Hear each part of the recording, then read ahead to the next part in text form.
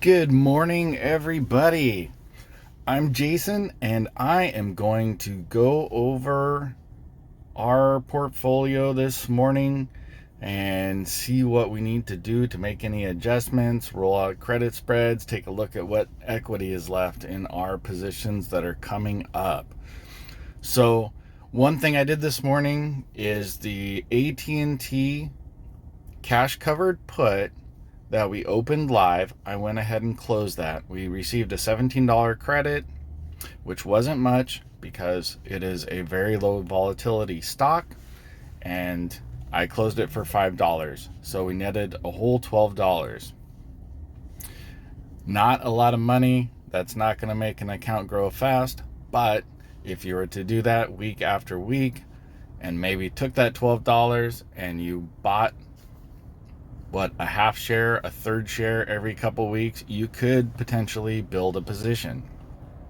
That's what I do with AT&T by using this strategy right here. I sell calls and I sell puts. I have 200, I believe 200 and some change. Yeah, 246 of these. So I'm able to sell the calls a little bit up, and I'm able to sell the puts a little bit down. As you can see on this one, I received $93 for each of these, and I went ahead and purchased more shares with them. When this loses some more value, I will roll them out to the next monthly and do the exact same thing again. AT&T is not ever going to be a big growth stock, and that is fine with me. This, like I've said in the past, is essentially my savings account. The other positions that we have open that are coming up soon, Coca-Cola, that is a cash covered put. And let's take a look at where Coca-Cola is. I sold this at $48 because I do not mind owning another 100 shares of Coca-Cola while it is down. You can see it's been downtrending. When it is going down, that is the best time to sell a put. You get more premium. It does have a chance to bounce. We may keep our initial premium, which was only $50. We may keep it, or we may end up with 100 more shares. And after we end up with the shares, we can go ahead and sell calls on them or keep it. If we end up selling calls on it, that becomes a wheel strategy. And looking a little further down, you can see all of our Tesla credit spreads are green. However, if you look at our weekly, we are down a little bit. So what happened there? Tesla skyrocketed up to 880 or so. So that gave us an artificial high. A lot of these were down a lot more. And at that point, we were still opening up new spreads. Those lost money or gained value. They gained money that I have to pay to close them.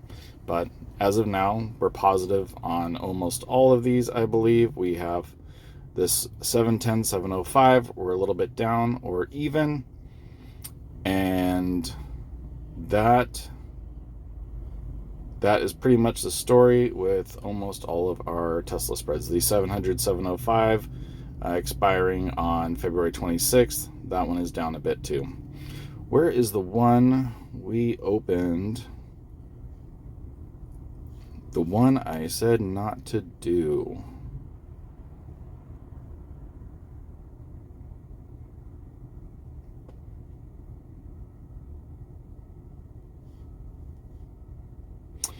Oh, this 800, 795 expiring February 12th.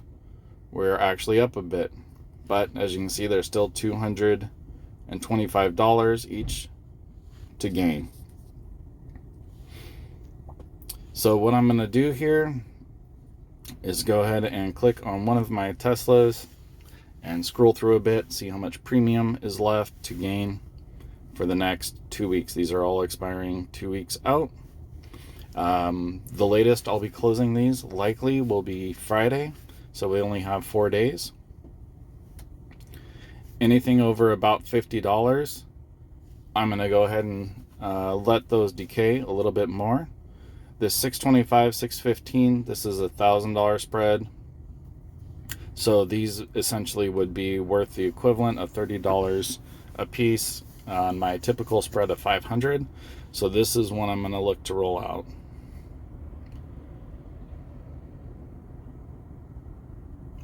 This one as well, under $50. I'm going to go ahead and roll that out. And looking down the line, we have at least $100 or pretty close. This one, oh, this one too. This is going to be a big chunk of money. I think I may let these decay a little bit more. There's 29 of these, so there's a lot of collateral there. There is, does it show it here? Does not show the current amount of collateral, but we know it's a $5 spread. 29 of those, so pretty close to $15,000. Going back,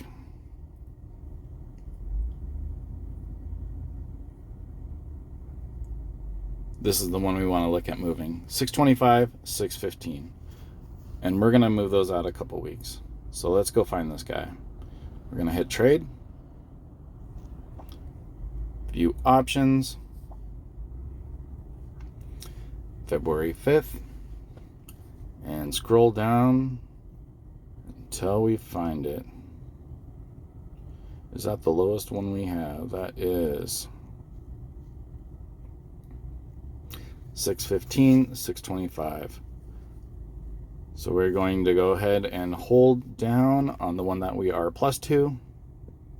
Select that. Buy back the ones we are negative.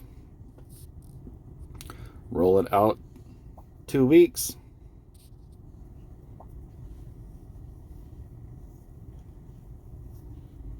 And as usual, we like to collect a decent amount of premium. Being that February 19th, or we're at the end of February, again, this is the date I'm shooting for to essentially end this account and start over fresh.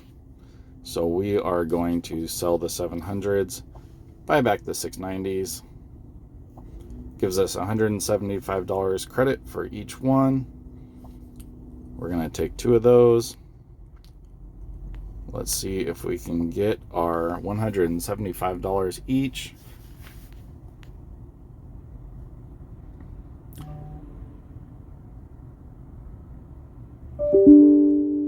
Sorry about that.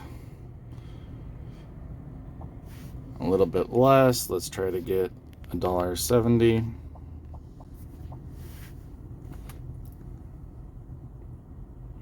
There we go, and we are filled. That adds $340 to the account. If that is all we did for the entire week, managing a once a week, and we could add $340, that's an extra $1,200 a month. Not bad, extra income.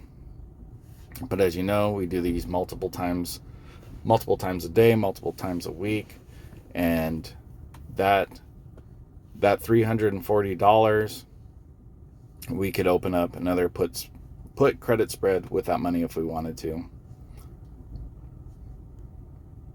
Let's take a quick look. Any other ones that we want to move out?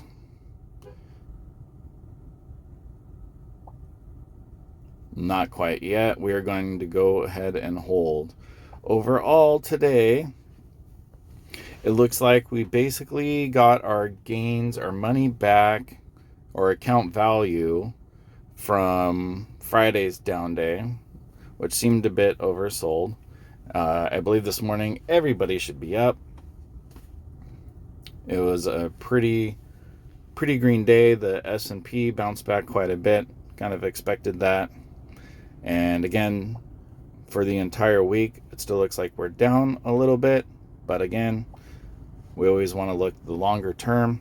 Or you can see, just this last week, we're kind of bouncing up and down, which is perfectly fine, because as things decay, using the strategy, we end up overall. So we do have our previous month, we're still up 62,000, and 3 months over 150,000.